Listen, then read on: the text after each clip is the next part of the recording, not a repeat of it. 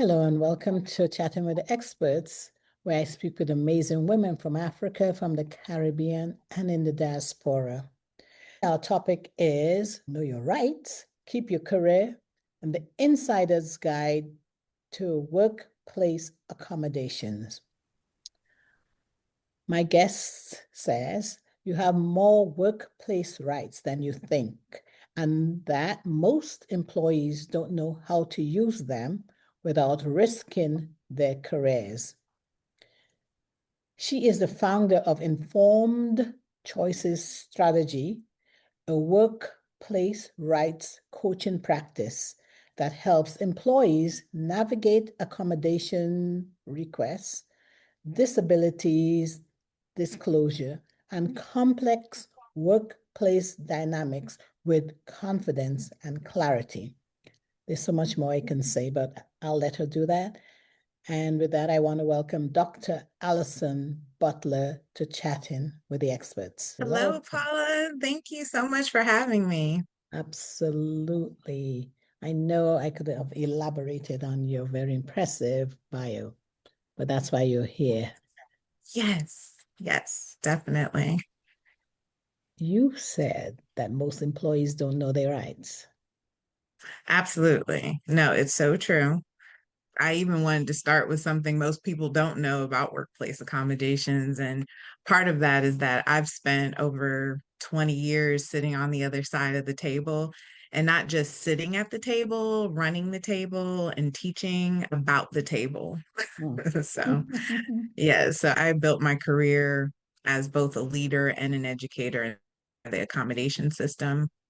And I served as a director level leader at a private university and healthcare system where I led the office that I reviewed accommodation requests across thousands of students and employees.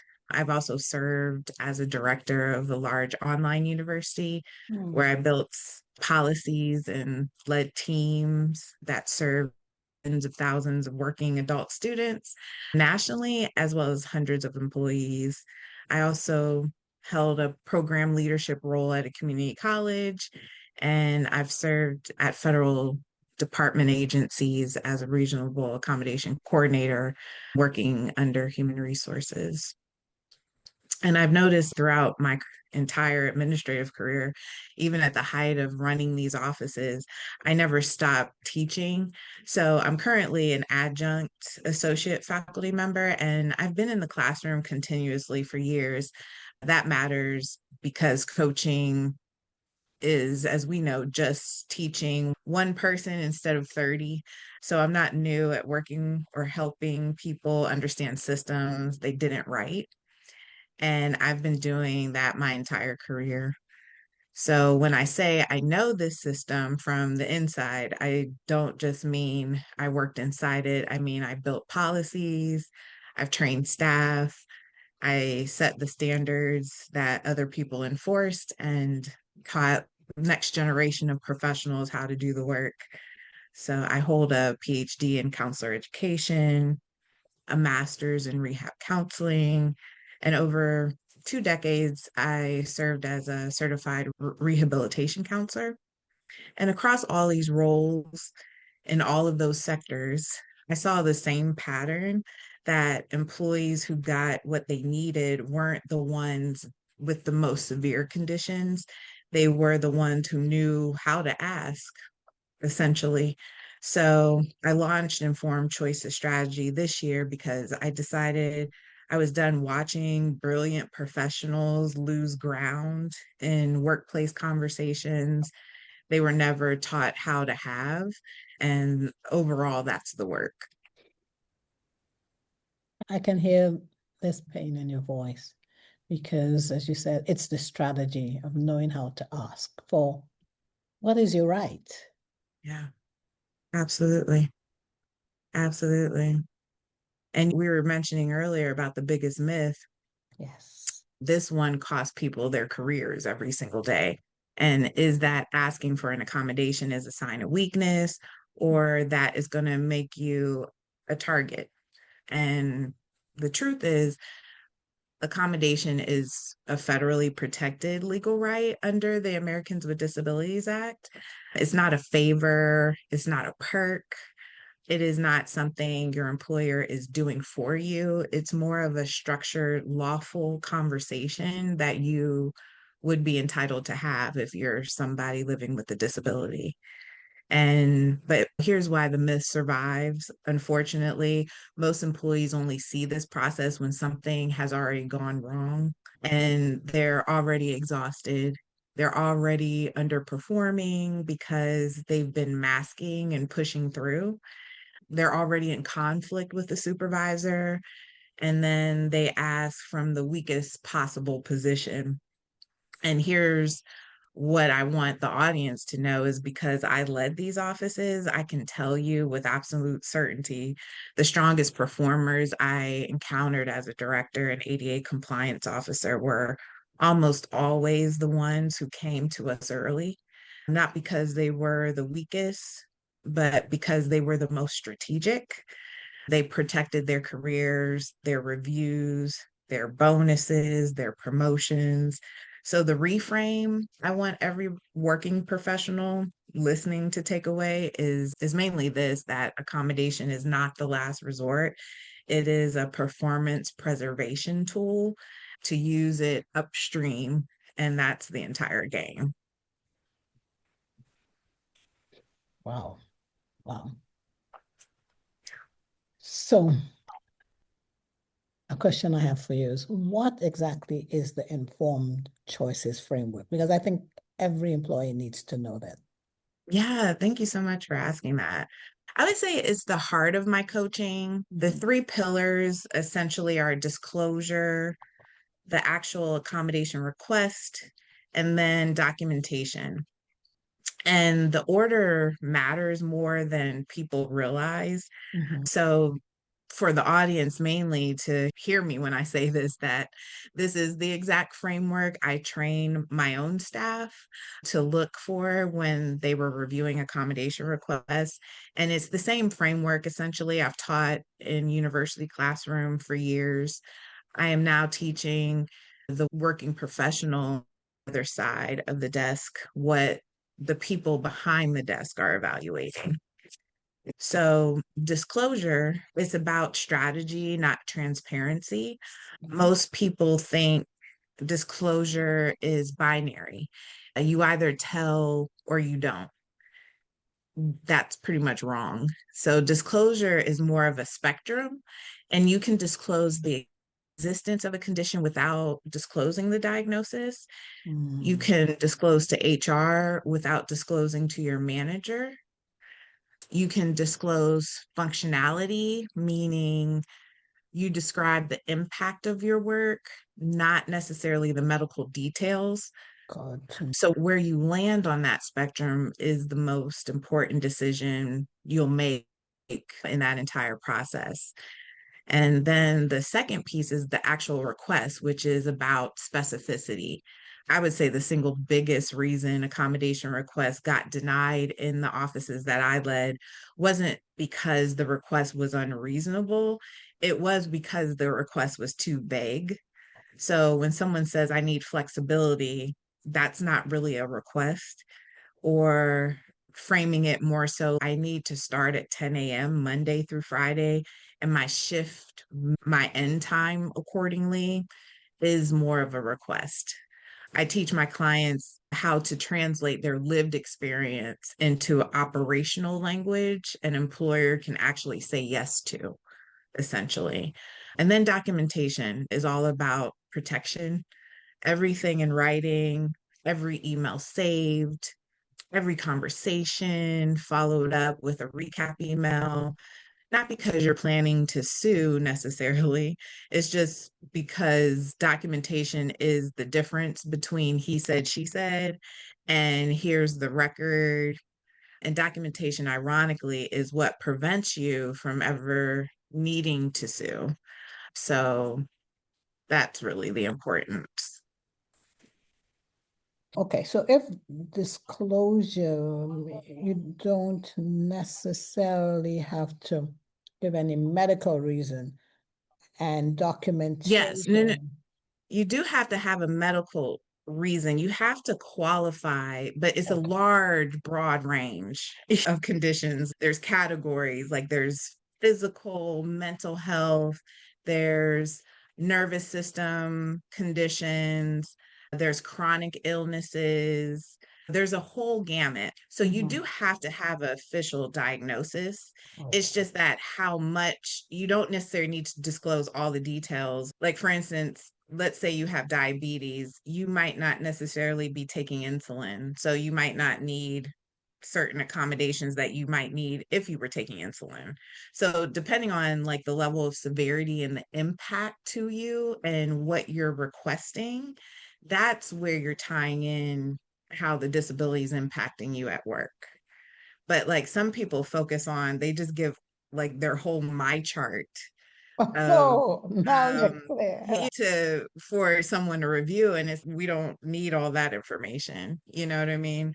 So that's mainly the difference. Sometimes they think that they give all this information about disabilities or multiple diagnoses thinking they're going to get more accommodations, but is really specific about tying what your diagnosis is to the functional impact. So when I was using that flexibility example earlier, a lot of people will say, I need flexibility because I have ADHD, or I have a chronic illness that, like, my medication makes me drowsy. I'm usually drowsy between, I don't know, 6 a.m.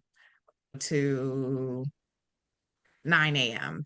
And come arriving at 10 a.m. to work, you know what I mean? Having that Mhm. flexibility to arrive later and move and shifting my end time accordingly is the most effective assistance accommodation that I would need. So it's just changing that instead of just regurgitating everything that your doctor has told you in the course of managing your condition. No one needs to know all that. It's just really specific to how you're impacted at work. Okay. And I see why it's important to have that informed choice framework because Yes. there's a fine line. You need to be guided, in other words. Yeah. Really need that Right. guidance. Yeah. Exactly.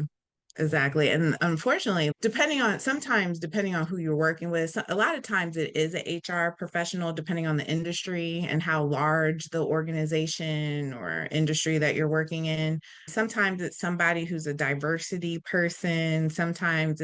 There's such a range of individuals that might be reviewing this. So that's why it's important because they're not medical professionals. So you don't need to get deep into the diagnosis per se. It's Mhm. just accepting the fact that you do have one and that how more so you're impacted. So like you said, that I think that's where my framework comes into play, just trying to help guide folks to not Over disclose. overshare.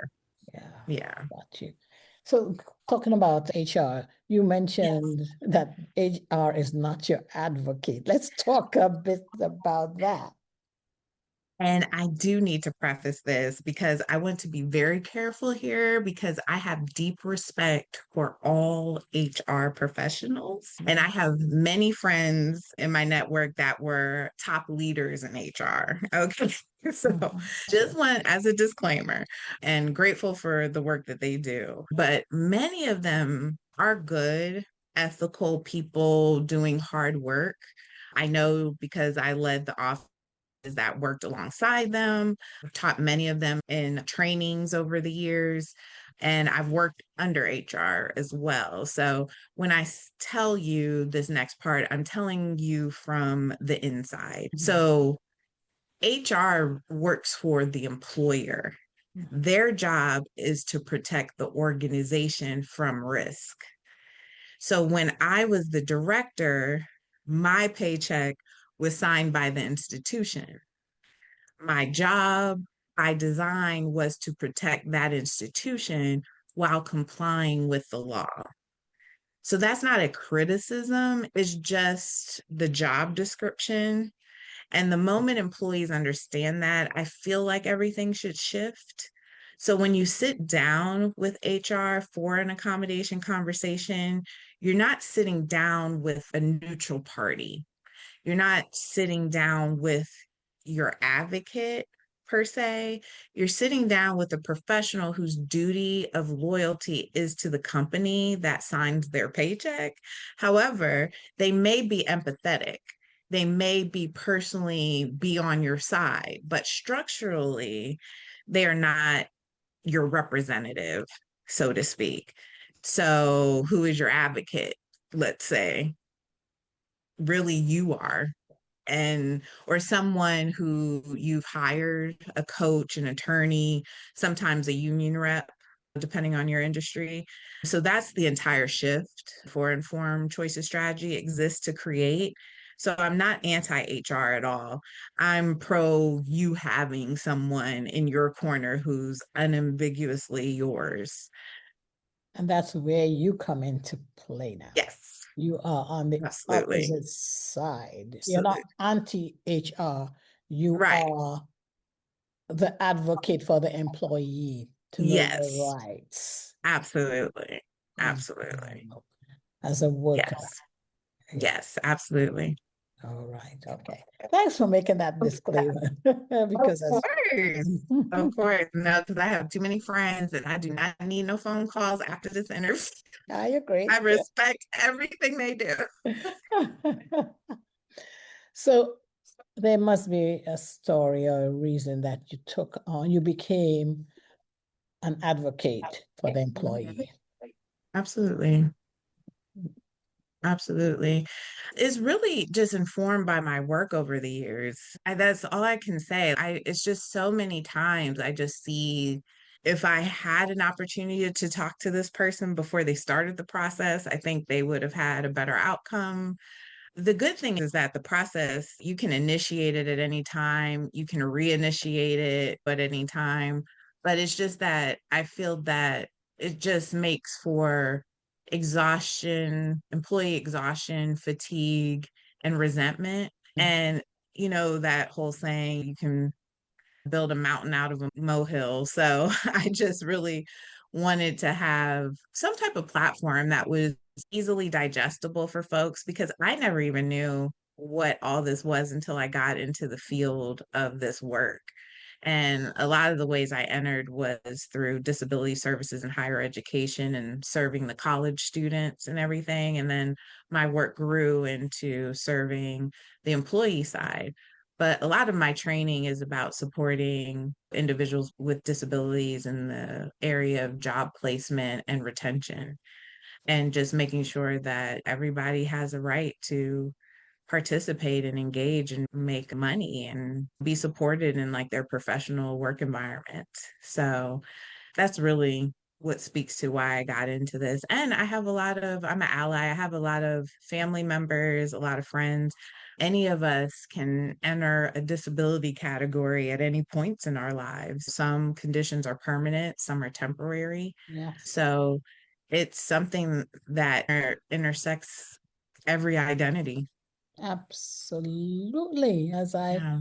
As I stay on this earth longer and Yep. longer, I realize that, yep, things I could do so easily 10 years ago, I have to Right. think twice now, Right. negotiating things like steps. I'm like, Exactly. where's the ramp? Exactly. And nobody really talks about menopause and the impact of menopause for us as women. When we get through, there's certain types of accommodations you can ask for because it can be a disabling condition depending on how severe your symptoms are.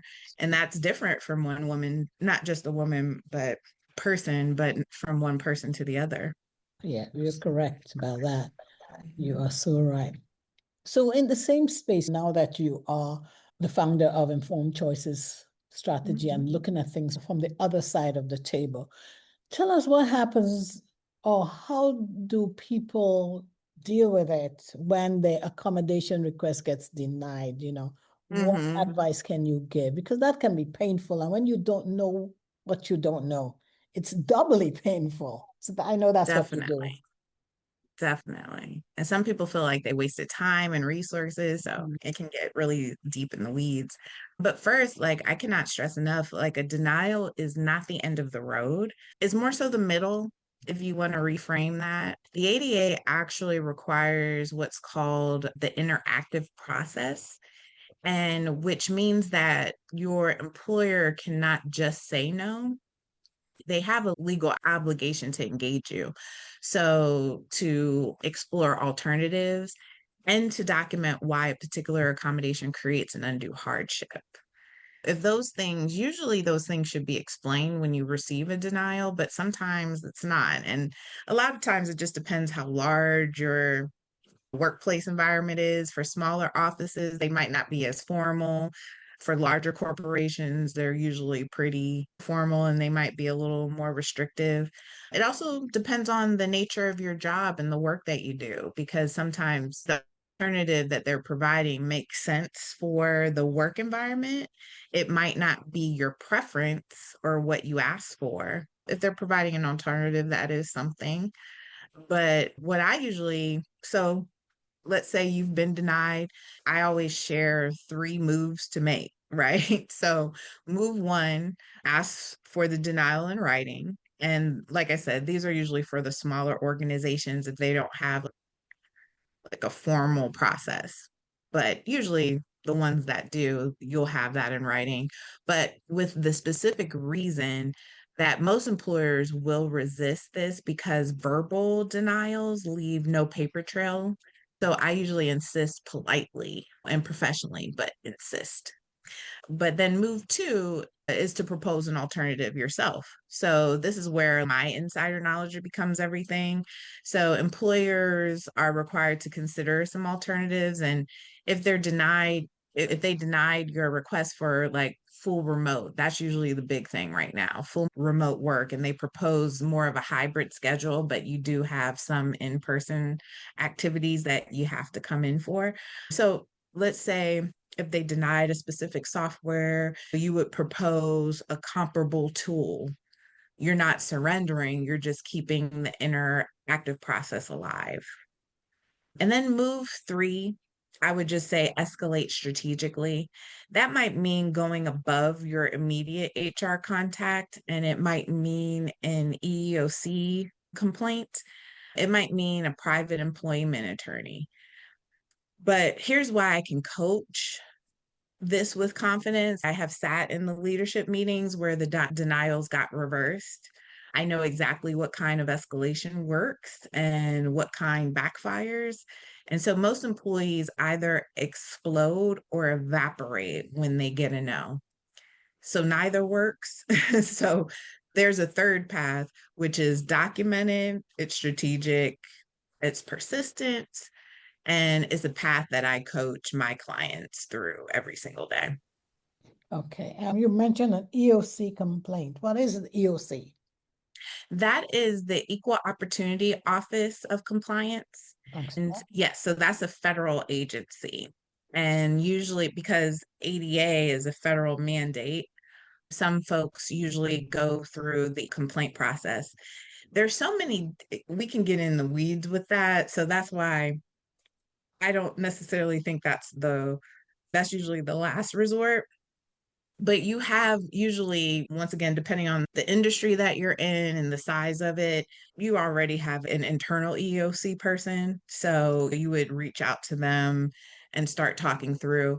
Like I said, usually those industries that have more formal processes will give you direct contact to your EOC contact or give that information, let's say in your denial to reach out to them. But usually it's after you've done some attempts of requesting accommodation, getting denied, trying an alternative, or maybe if you're denied for an alternative. So it just really depends on when you would initiate that, because it's not necessarily a fun exercise. Everybody's going to participate in the way they need to, because retaliation is one thing that's covered in the EEOC review. So, yeah, it just can get really messy. And I think, once again, that's another process that's out there, but you just want to be strategic in the way that you use it. Wow. I can see that this is something that not only are you very knowledgeable about, but this is something that you're passionate about as well. Yes, I, very much so. that's one thing I love about what I do. I speak with women who are not only educating us Yes, yes. and inspiring and encouraging us, but they're passionate about what they do. And you Absolutely. definitely are passionate about this. But we could talk forever. Why don't we do this? Let's open up the floor for those who have joined us so they can ask you even more questions and you can continue educating us on Oh, this. wonderful. I So, love that. for those who weren't able to join us today, how can they get in touch with you, Dr. Allison? Yes. Oh, well, the easiest place to find me, I would say, is my website, and that's informedchoicestrategy.net. Okay. And that's where my workplace coaching lives and where you can join the email list for any new newsletters or products that I might be advertising. But also, I'm very active on LinkedIn. So you can just search Allison Butler, PhD, and that's where I share weekly insights from my 2 decades inside the system and some of the current clients that I'm working with. And before I would let you go, I would want to say that one last thing is that if there's one person listening today who's been sitting on a workplace situation, wondering if they're sick enough or disabled enough to deserve to ask, I should say, you are. And that the ADA doesn't have a severity threshold. It has a substantial limitation threshold. And you are allowed to ask for what you need, essentially. Thank you for clarifying that because Yeah. everybody's life is worthwhile. And if you Yes. are, you have your life is worthwhile. And Period. yeah, Yeah, absolutely. That is the best way to close it. yes. And for those of you who joined us today and who are listening online, if you'd like to be a guest just like Dr. Allison Butler has been, please reach out to me on my website, which is chattingwiththeexperts.com. I'm also on LinkedIn. You can reach out to me on my business page there, which is Chatting with the Experts. I am on Instagram, and my handle there is at chat_experts_podcast. I also am on Facebook. My business page there is Chatting with the Experts. And we have a YouTube channel. Please subscribe to us there. You will find Dr. Allison Butler's episode there, as well as all the other amazing women who have encouraged, empowered, educated us, just like she has, and inspired all other women who are just like me and just like you who need to know this information and these.